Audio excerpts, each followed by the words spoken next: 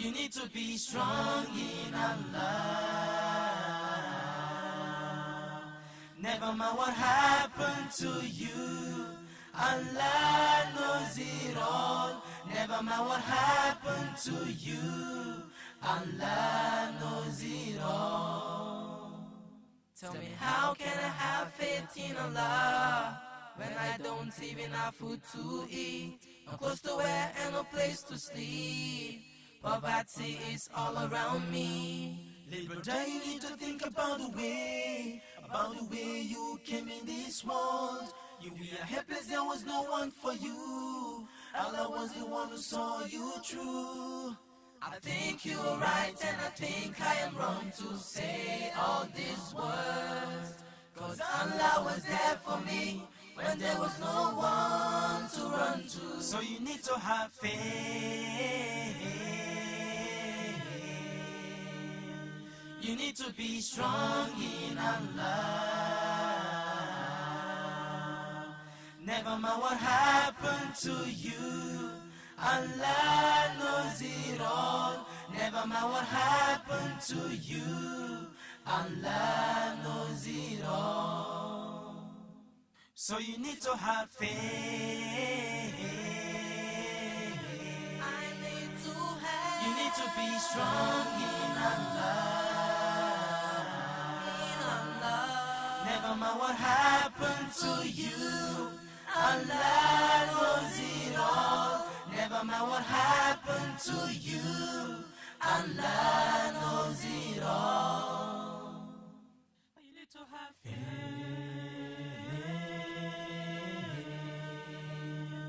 You need to be strong in Allah. Never mind what happened to you, Allah knows it all.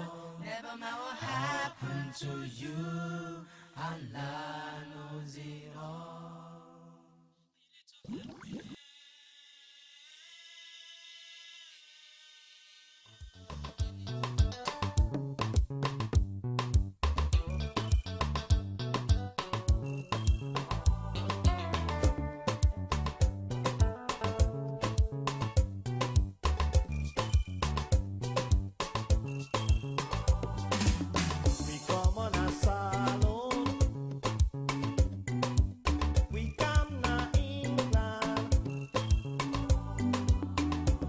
We don't run away.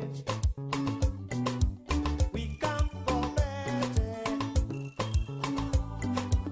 We people that want for see what we they do. We people that want for know what we they say. Oh, we like we swallow. Oh.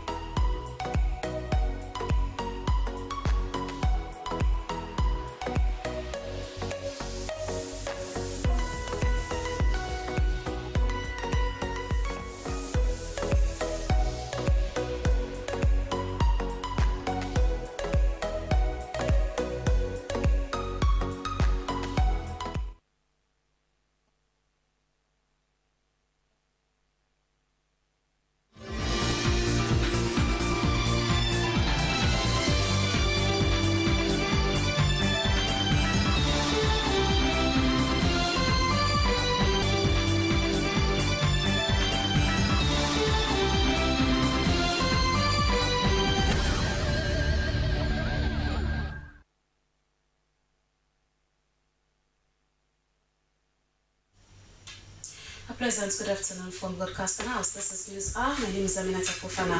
Coming up in this edition of the news. Ministry of Planning trains MDAs on capital budget baseline costing for forward-looking public investment program. Former Vice President Alhaji Chief Samuel Samsumana to take APC to PPRC if the party fails to remove the 56B clause in its constitution. And statistics alone, Sierra Leone appeals for support amidst a funding gap of $13 million ahead of 2026 census.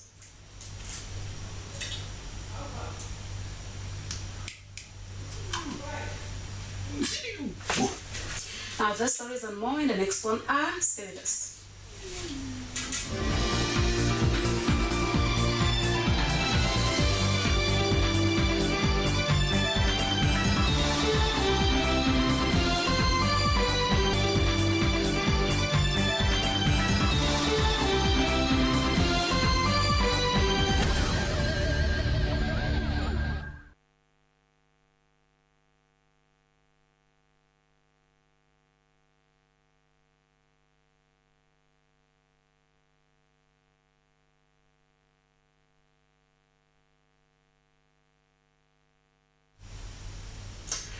Welcome back. Now, the Ministry of Planning and Economic Development, MOPED, has commenced a technical training session on capital budget baseline costing for a forward-looking public investment program.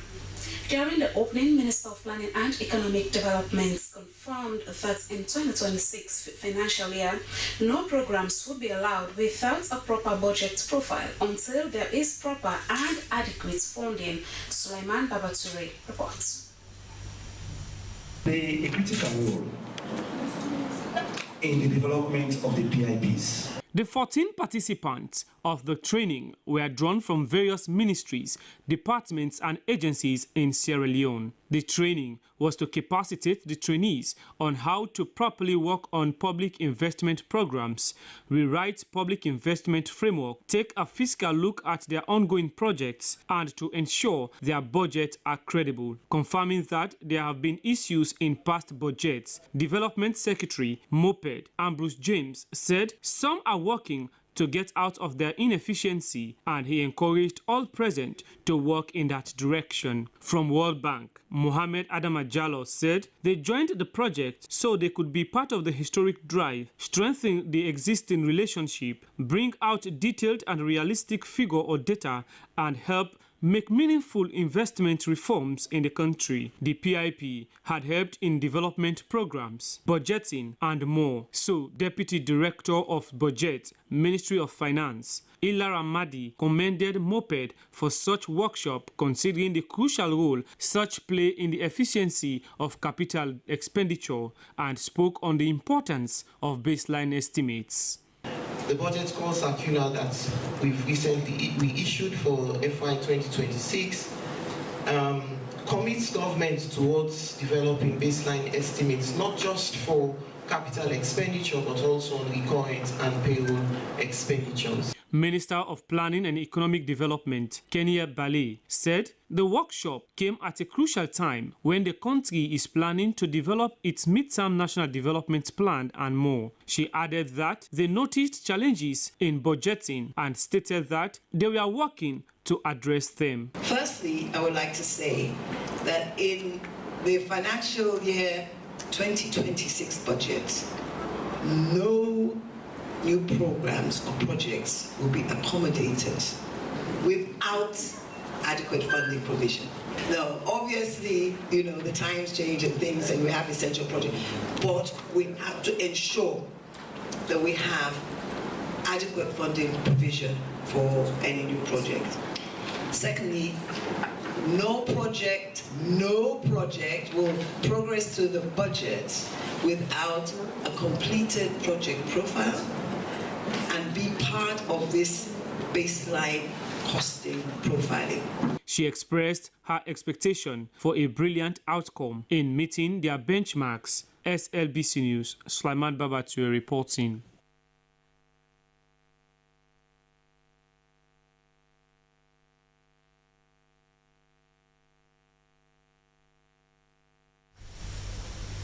The Forum for Islamic Organizations for Peaceful Coexistence in Sierra Leone has joined Muslims worldwide to celebrate the birthday of the Holy Prophet Muhammad, peace be upon him, widely known as Maulid Nabi, on Thursday, 4th September 2025. Here is Jim Kroma with more details.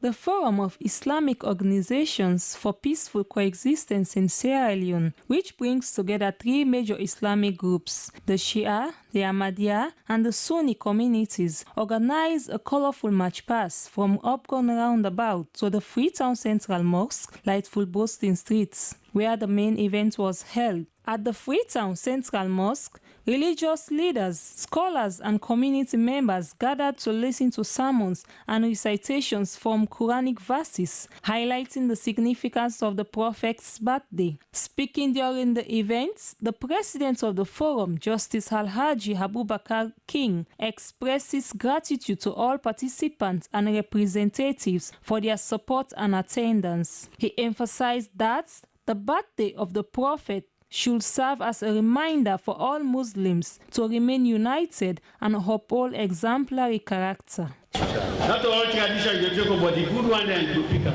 Not all traditions we practice, but this specific one is good, so we have been practicing it, especially when we all come together to celebrate. So if you're a Muslim, I'd advise you now. You will be of exemplary character. Exemplary character, I mean, you're going to be caught most of the bad cases are Muslim brothers and sisters. Sheikh Ibrahim Ba, a representative of the Shia mission in Sierra Leone, described the day as a blessing to all Muslims, whether they recognize it or not. He added that the Prophet's birthday is a divine gift to all mankind, and celebrating it through activities such as march past, charitable donations, and community support projects help to honor his legacy. Today is a big day for every Muslim. Today is a big day for every Muslim because this is the day the Prophet, peace be upon him, was born. As Muslims, we have learned that anytime we are happy, we celebrate and give thanks to Allah. We tell Allah thank you for that thing. And the Holy Prophet in born one, not a big thing for every Muslim. Speaking to the SLBC, Secretary General of the Forum, Kusha Conte, underscored the importance of the unity among Muslims. He said the celebration demonstrates that the Forum sees every Muslim as one, adding that honoring the Prophet on this day strengthens the bond of brotherhood. And inshallah, we call on everyone out there. It is a good thing to celebrate this day for the sake of Allah and the Prophet, peace be upon him. This is a sacrifice we have made to come and celebrate the Prophet in remembering him. In remembrance. And inshallah, tomorrow, by the grace of Allah, we will go back now the Divine Hospital, meet the sick people then. We share whatever little things with them. The celebration ended with prayers for peace, unity, and continued coexistence among all Muslims, especially Sierra Leoneans. For SLBC News in Freetown, June Koroma reporting.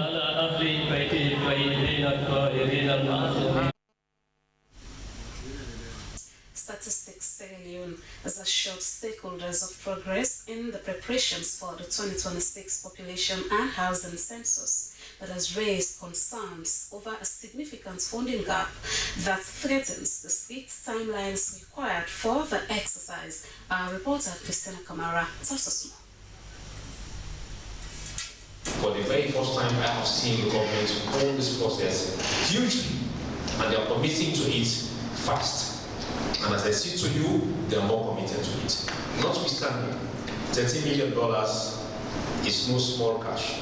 And need for us not to say, okay, in as much as the government is doing quite well, we have to be sure that we have to address issues. At a meeting of the Census Advisory Committee, the Statistician General and senior officials of Statistics Sierra Leone presented updates on the technical, logistical, and communication preparations already achieved. These included the procurement of servers, tablets, power banks, vehicles, satellite imagery, and a monitoring dashboard, as well as the establishment of district-level administrative structures. The Statistician General, Andrew Bob Johnny, emphasized the importance of transparency and inclusivity, noting that the census was at a critical stage, with training for nearly 700 field staff about to begin. Chairman of Statistics Council, Moses Williams, urged members to remain engaged despite the frequency of meetings.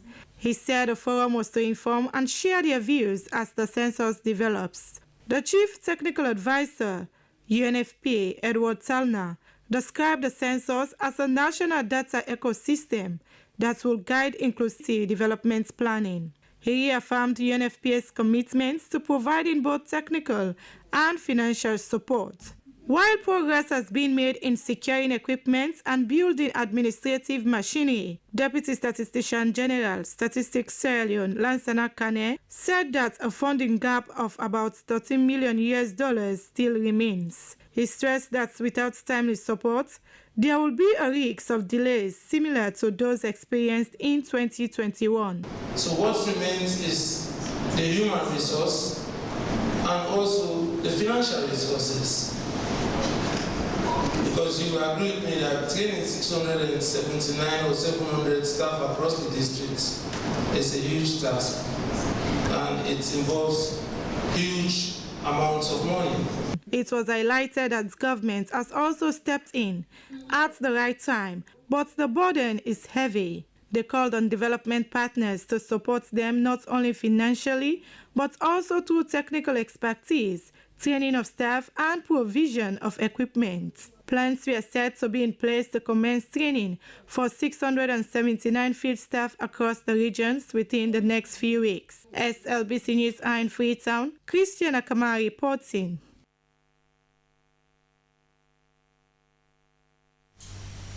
And our former Vice President of Sierra Leone, Alhaji Chief Samuel Samsumana, has said Clause 56B in the 2022 APC Constitution does not fall in line with the country's 1991 Constitution. In his bid to become the APC presidential candidate, Samuel Samsumana has therefore suggested to take the matter to the PPRC if the APC party fails to remove the 56B clause. He made this assertion during his 28th press conference, officially declaring himself as a presidential aspirant. Howard Williams tells us more. We shall proceed. As I stand here, we have already tendered our documents, and they are with the PPRC. And we are waiting for them to invite us to go in. But if APC can't give me a card to themselves, I will talk the case on. The press conference was a platform mainly to narrate the former vice president's political career, including his expulsion in 2015. Chief of Staff to the former vice president, Brahma Michael Toure, provided the summary from Samsumana's 1962 birth in Kono to his education in Freetown and abroad before finally becoming the 2005 running mate as a businessman in the extraction industry. According to the former vice president, he had resolved as a second-generation APC stalwart to follow in the footsteps of his father, Chief Samsumana, to continue in the genealogy of leadership for what he described as the sustenance of the APC. It's not some people's Congress. It's a Congress that defines the grassroots. It's a Congress or party that has shown from our forerunners of Shaka province cities, wherein development came to this country irrespective of tribe, region, or ethnicity. The former vice president said he had no cause for vilification or misgivings, but would stand to ensure victory in the 2028 elections, and he would not yield to skeptics who say Sam 28 is divisive to APC. Responding to questions, Alhaji Chief Samuel Samsumana said 56B of the APC 2022 Constitution was a contradiction to the 1991 Constitution and insisted that it is not too late for the ECOWAS court ruling to be adhered with by the government of Sierra Leone because the 1991 Constitution is superior to all laws and does not allow contravention. Clause 56B of the APC Constitution states that for a member to contest and be eligible to be voted for, that member must have been a registered, paid-up member of the party for a continuous period of not less than 5 years leading up to the date of the flag-bearer election he seeks to contest in. Alhaji Chief Samsumana said that despite his previous appeals were not attended, he had continued paying his dues, and his reinstatement into the party was a validation of his eligibility and his commitment to the amicable settlement of intra-party issues. His underlying message was for justice and transparency to prevail, because peace is the foundation for development, both at party and national level. That in the very constitution we were talking about, in Article 60E of that very constitution, makes it abundantly clear that they have the mandate to handle internal disputes within the party. And they said, we cannot pass the going to appeal court. I don't want to go court. But I have to say to you, since we have exhausted all remedies within the party, let me say to you all, I have resolved, and the entire membership of the Psalm 28, and my people that are with me nationwide, that we shall proceed to the PPRC to seek ground.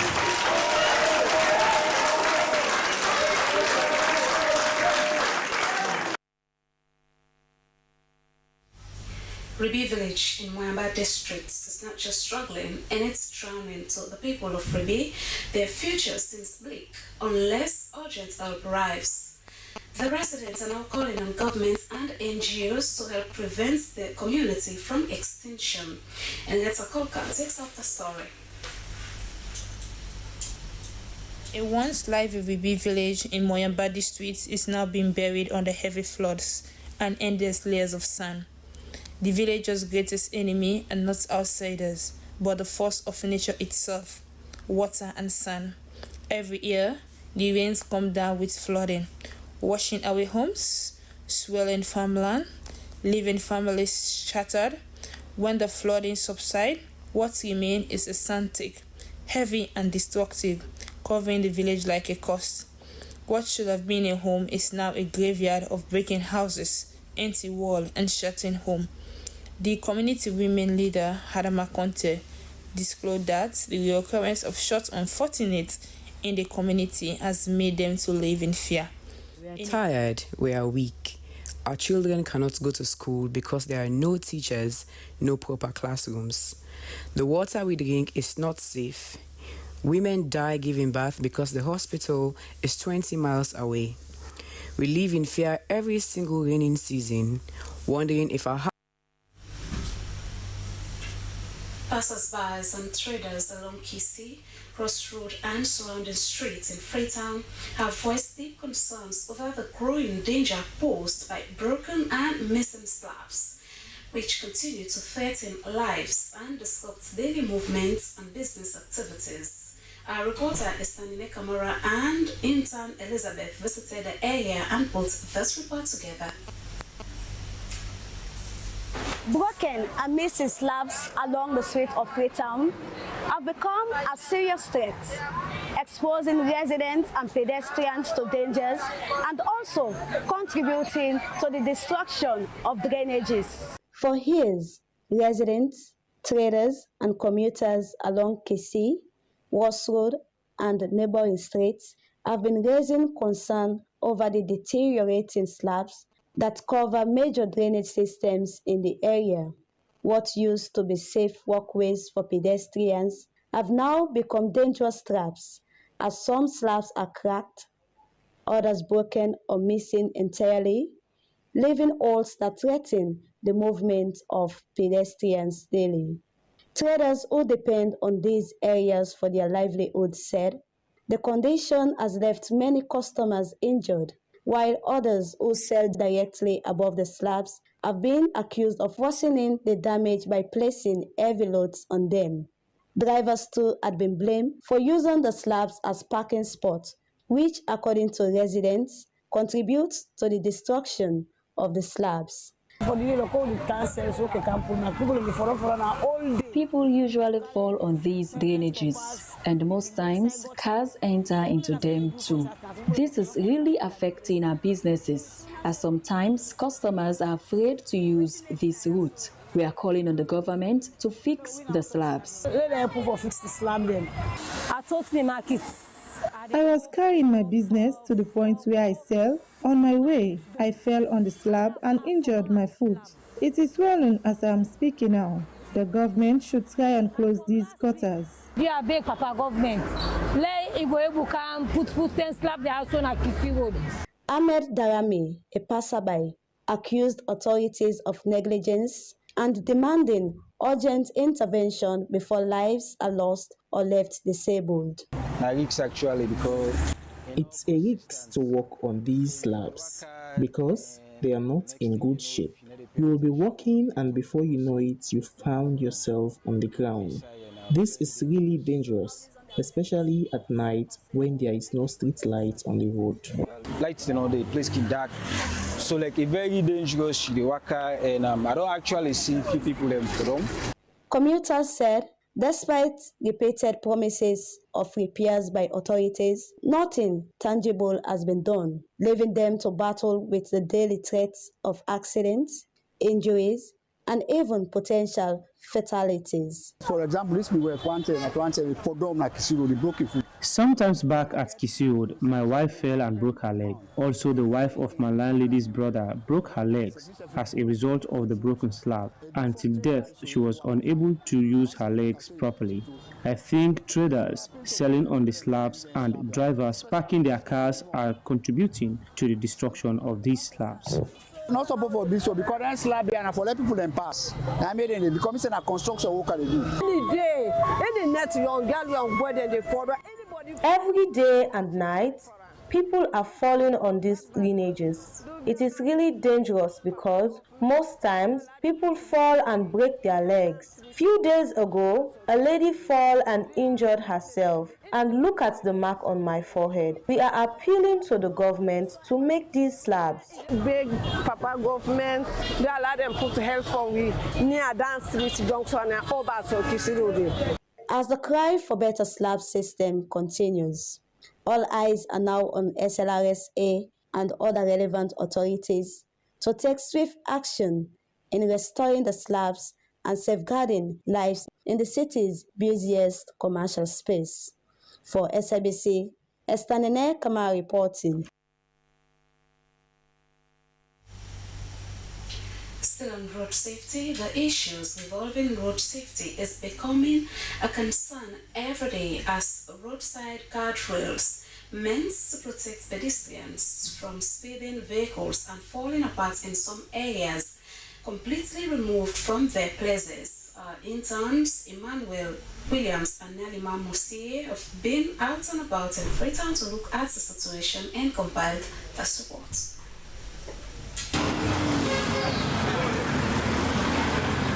The installation of guardrails along the roadside of especially the central business district was presumed to protect pedestrians and business people from speeding vehicles. Currently, from Abacha Street to Ferry Junction, many of the guardrails are either being removed or broken, whilst others are left lying on the floor perishing.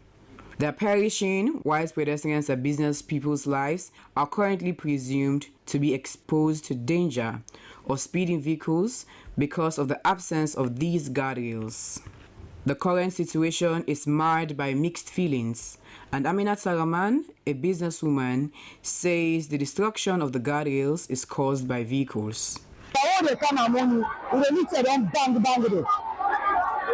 The containers using Abacha routes during the night hours are responsible for the destruction of the guardrails. Now when we don't go, container they come. Whereas Abdul Karim Kagbo, a businessman, and Amadou Kanu, a pedestrian, praised the installation of the raid guard and how it has been a lifesaver for them. They, however, pleaded with the organization responsible for the installation of the guardrails for it to be reinstalled for their safe movement.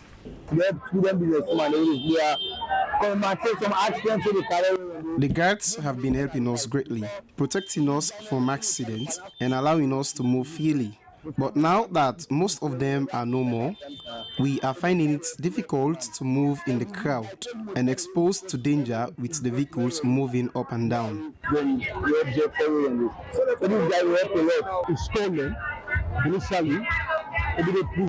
It was installed to protect pedestrians from accidents, but since it has been destroyed, pedestrians are facing so many problems like traffic congestions, accidents, etc. Recording accidents because as a result of the congestion. So I suggest the government at least for them to restore them back. As city traffic continues to grow, maintaining roadside guards remain a collective responsibility. Repairing and maintaining these guards help reduce accidents. For Slbc News, Nyalima Mosiri reporting.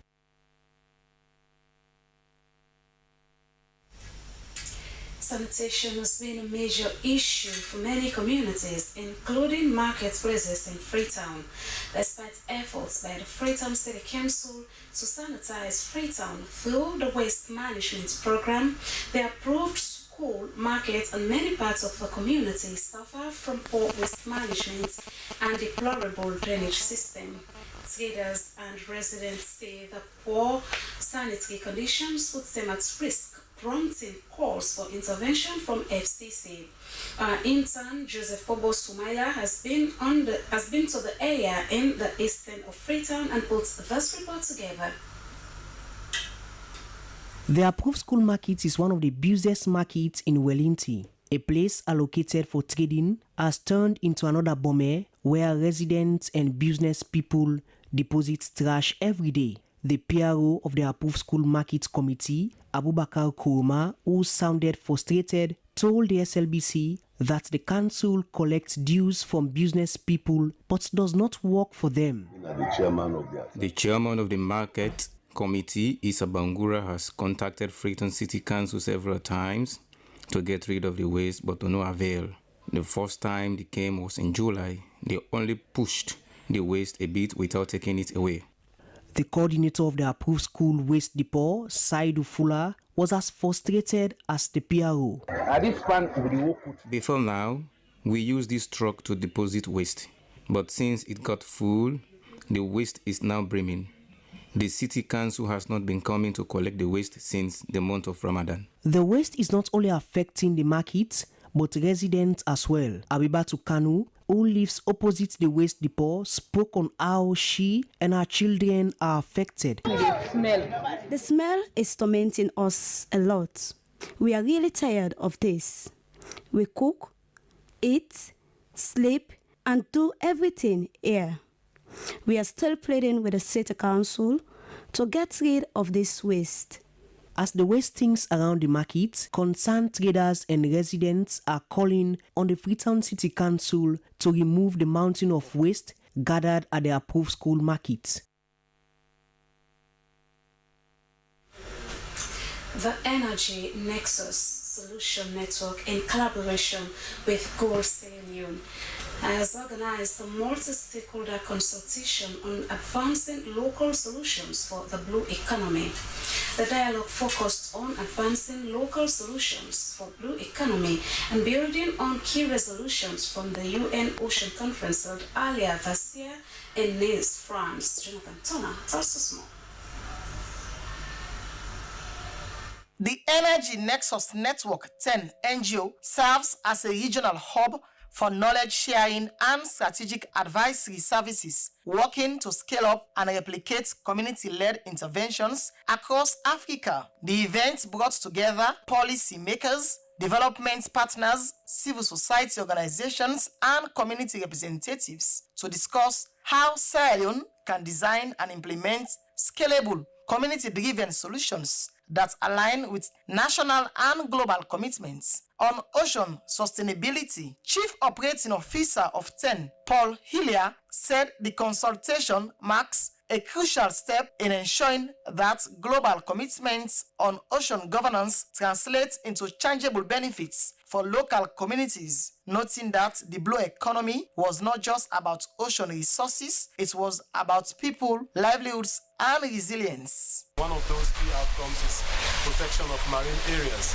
And here the government has a plan now to ban mangrove wood cutting, but then how do you give them alternatives? So we provide those alternatives, and so we want to showcase some of the pilots that we have undertaken in some of the communities, so to demonstrate that it's good to ban mangrove wood cutting, but it's even better when you ban and you give them alternatives. Country Director of GOAL, James Riak, said they are in partnership with TEN to undertake practical interventions, such as supporting sustainable fisheries, conserving mangroves, and enhancing livelihood opportunities for coastal communities. Then it got, spoiled because there's no storage facility. What we do with TEN is to address that gap by providing, a sustainable power, electricity, in terms of the solar system. We are here, where we are here is close to one pond, which is also another women fishing community where we are supporting those women.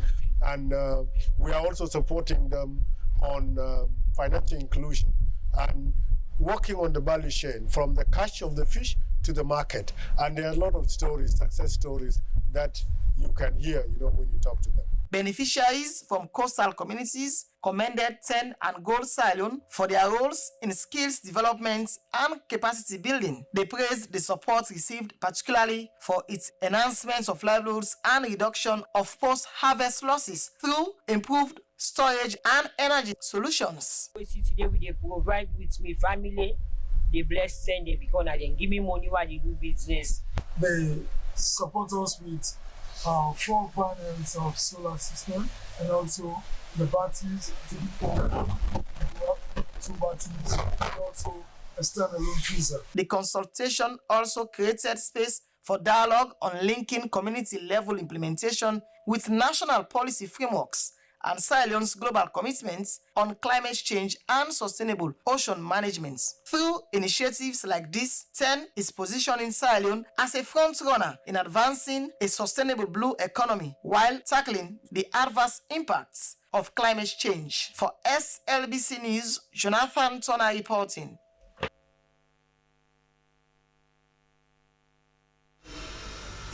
The Act on Climate Change Today campaign, known as ACCT, aims at returning the park to its natural glory. This week, members of the coalition and a cross-section of the Western area community representatives were exposed to the most recent evidence to undertake their various roles as champions of the forest.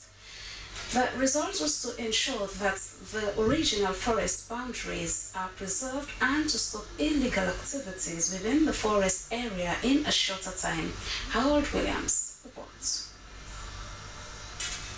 Western Area Rural District Council Hall was the venue for a capacity building workshop on evidence-based advocacy for ACCT members, designated Ward C officials, and village development representatives.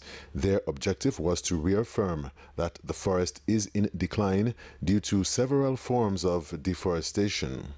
As an interactive and evidence-based advocacy workshop, particular reference was made to the satellite imagery produced by the Asset Impact Monitoring from Space, which the World Food Programme is utilizing to monitor forest cover loss across the country. The updated 2025 report shows that for yet another year, satellite imagery has detected deforestation and land degradation on a wide scale in the Western Area, with clear encroachment into the gazetted Western Area Peninsula Forest, which became a national park in 2012. Ground truthing, spearheaded by the World Food Programme, included forest guards and members of the Act on Climate Change Today coalition to back up the satellite data with eye-level photo evidence. With the Western Area District Planning Officer represented at the meeting, the images were a confirmation of deforestation alarm signals, particularly in the hotspot areas such as Jono Bay. Kobawata, McDonald, Grafton, Mama Beach, Mortame, Tumbo, and several others. Act on Climate Change Today coalition members and focal persons from the Western area communities expressed commitments to utilize such evidence in their struggle to conserve the Western Area National Park, while hotlines and electronic media platforms expand the advocacy to the entire population and beyond national borders.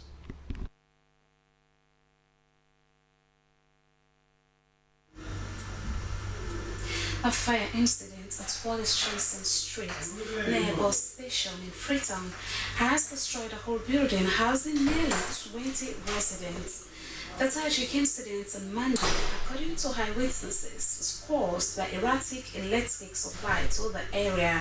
Our intern reporter Owen Roy Fox filed in this report.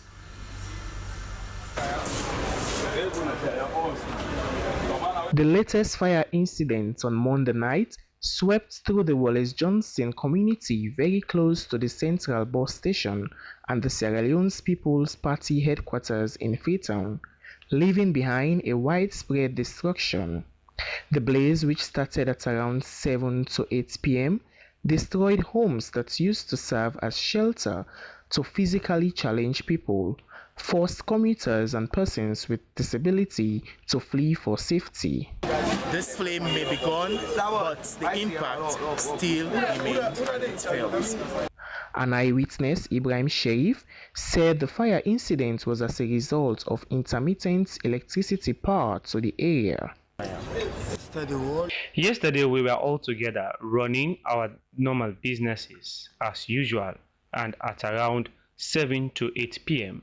all of a sudden we saw fire, but the fire was too heavy and suffocating. The aftermath of the fire was an eyesore, especially for people living with disability, as many properties and shelters were destroyed.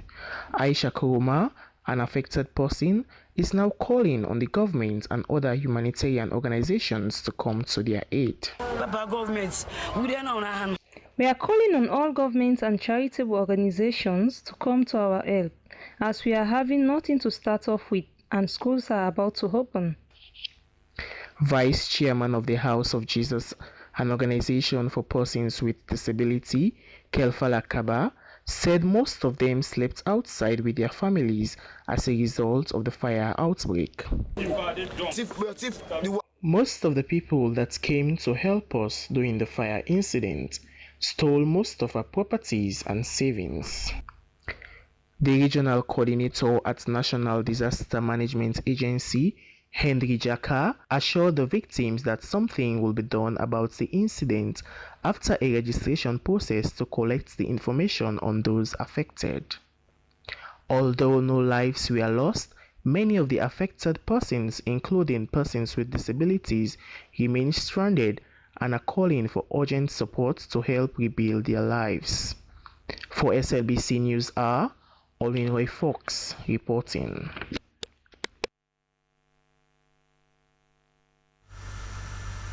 Prevention First initiative, with support from UN Peacebuilding Fund and other partners, has extended its sensitization engagement with bike riders to Western rural districts, specifically Watslow. This training session focused on reproductive health, sexual and gender-based violence, and family planning. Mohamed Kurma, that's small.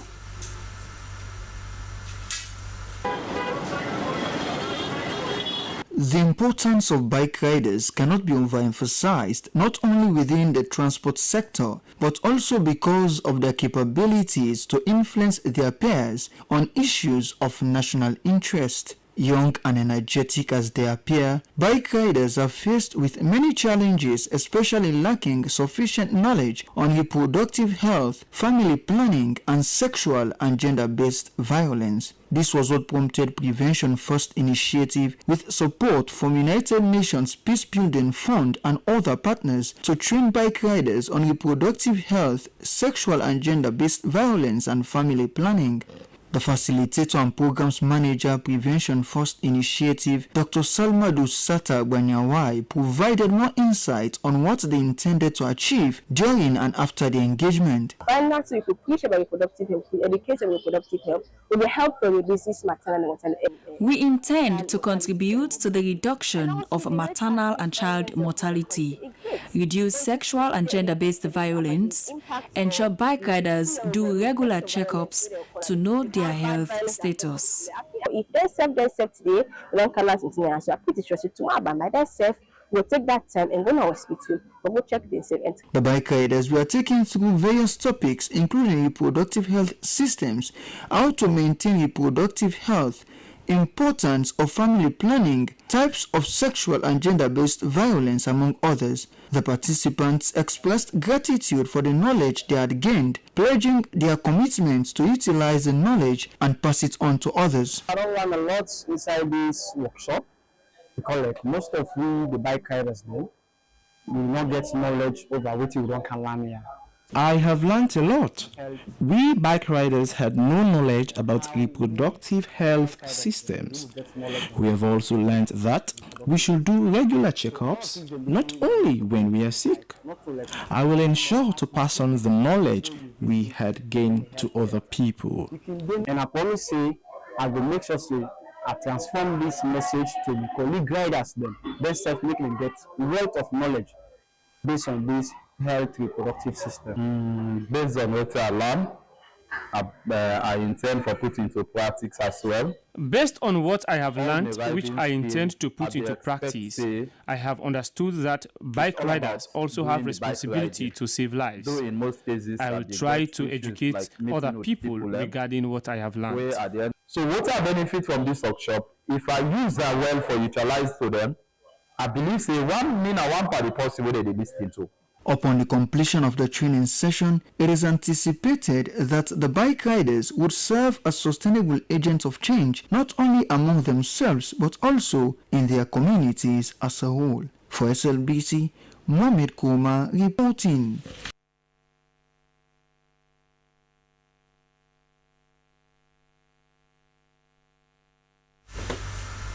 As the country is set to usher in the Criminal Procedure Act 2024, which will repeal and replace the 1965 Criminal Procedure Act, the Sierra Leone Police has commenced a 3-day training to enhance the capacity of investigators on the new act, which is due to come into force in 2 weeks' time. The new act, authorities say, would address delays in investigations, court trials, and enhance justice in the courts. Sulaiman Babature reports. It's been an act to repeal and replace the Criminal Procedure Act 1965.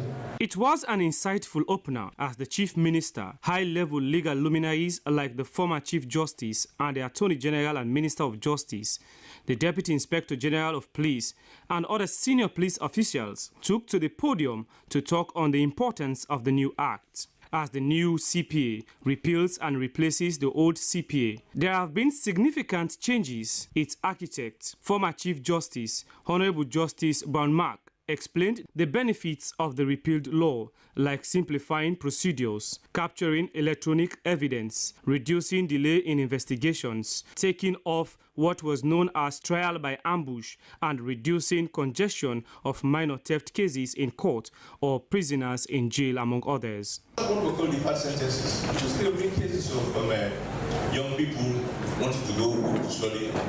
Sometimes they follow part of the law, but you don't want to spoil the chances really.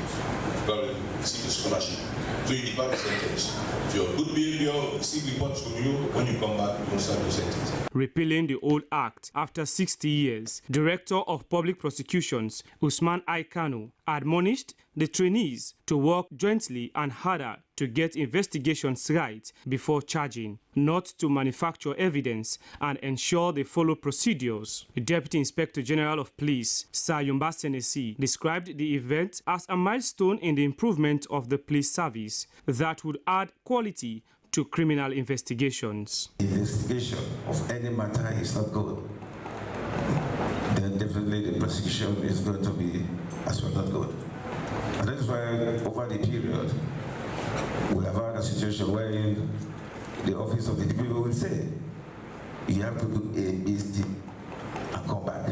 Attorney General and Minister of Justice Alpha Cisse thanked the SLP and other partners for supporting the process in designing a people's-centered justice system. He said the training was important for the security sector, government, judiciary, and the people. The AG promised to take the training to departments in the justice sector and asked for a collaboration to formulate a package with expected outcomes in certain crime and procedures. Chief Minister Dr. David Monina Senge said repealing the old act to make the CPA people-centered was President Bio's dream before his appointment as Chief Minister. Being a country that occupies an enviable position in the World's Peace Index, he said they would continue to monitor the process to end especially delay in trials. Police are expected to complete investigation between 3 to 10 days, and 10 days is for the real big offenses.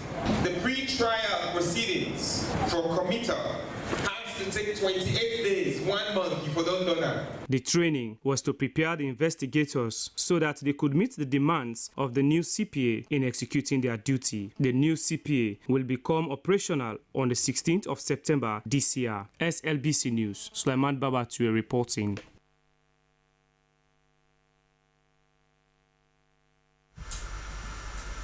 And it's now time for the international news.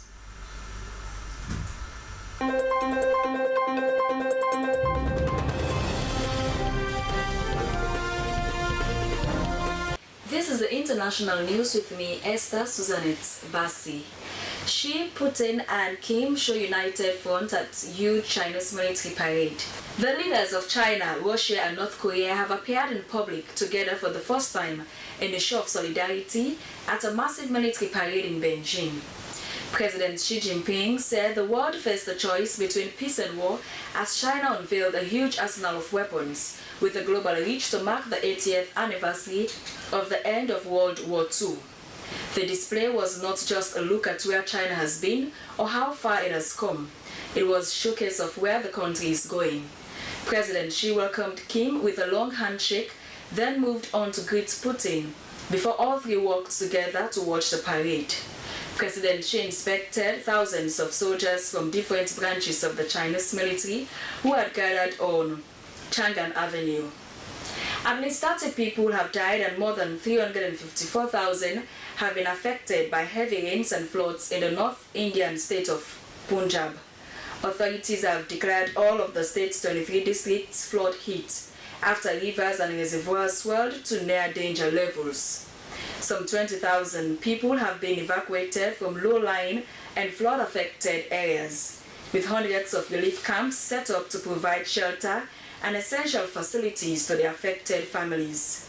Punjab is often referred to as the food basket of India and is a major source of agricultural production, particularly of staples like wheat and rice. The government says there has been extensive crop damage on some 148,000 hectares of agricultural land, which has been submerged underwater.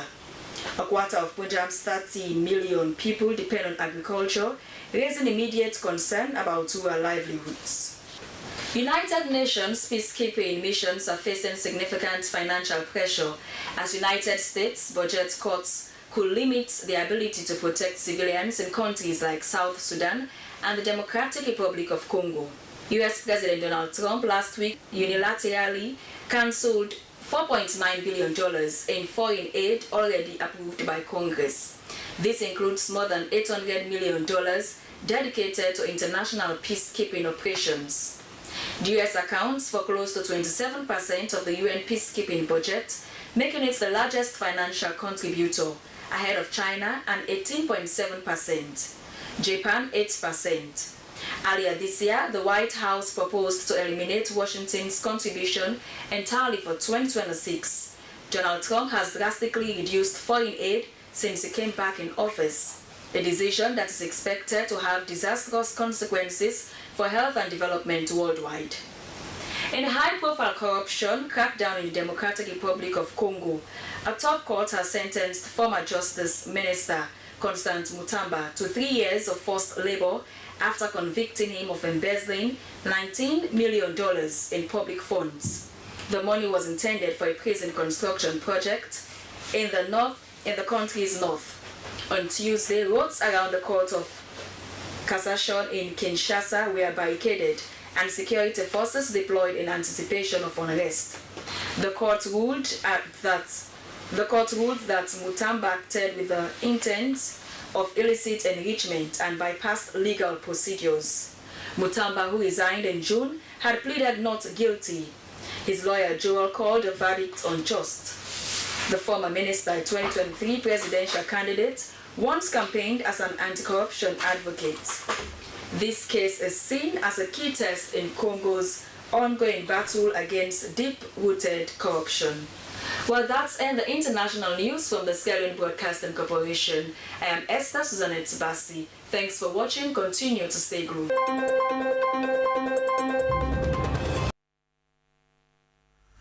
From the international scene, it's now time for the latest update in business.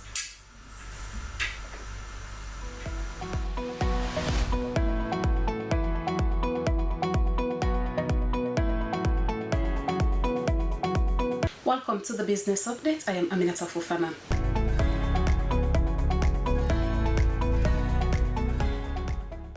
J Market, located in the eastern part of Freetown, is one of the busiest trading hubs in the city, attracting thousands of buyers and sellers daily. It also serves as a major point for commuters traveling to other towns. Despite its importance, traders and customers say they're struggling with several challenges that make business difficult. The traders and buyers at J Markets are urgently calling on the government to provide a more spacious and organized market space. Here is Aminata Bangura with the details. The J Markets, though small in size, is heavily congested with little to no space for free movement. Traders are cramped into tight corners, and buyers often struggle to navigate the narrow, overcrowded passages. During the rainy season, the situation worsens as the area becomes muddy and slippery, making it dangerous for both traders and customers. One of the major concerns raised by traders is the absence